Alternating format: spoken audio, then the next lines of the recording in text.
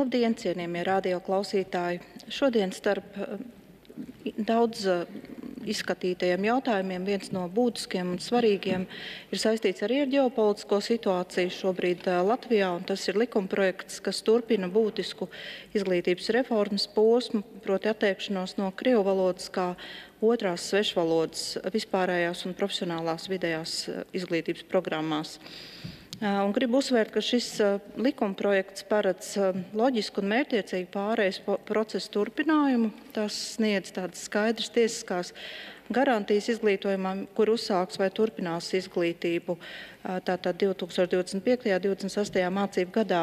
Un es gribu teikt, ka viņiem būs tiesības neuzsākt vai neturpināt krievu valodu kā otro svešvalodu.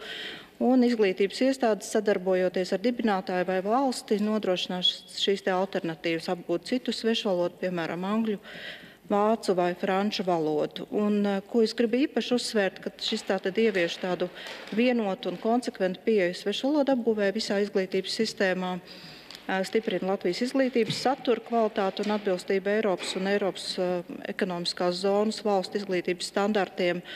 Un tam ir vēl citi būtiski ieguvumi.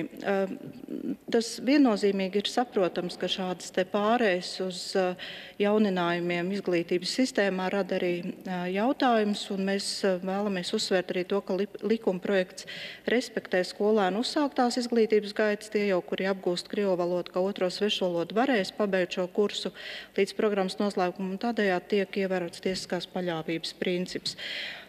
Un tas, kas ir šobrīd ļoti būtiski un svarīgi, ka mēs neesam pret kādu valodu. Tas ir tāds skaidrs solis pret saskaņotu kvalitatīvu un par eiropeisku izglītību Latvijā. Un mēs esam par to, lai bērniem ir mūsdienīga un uz nākotni vērsta izglītība.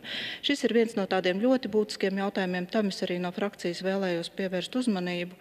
Esam parakstījuši arī no frakcijas šo te likumprojektu grozījumus, tādēļ vēlējos par to jums arī pastāstīt, un paldies par uzmanību.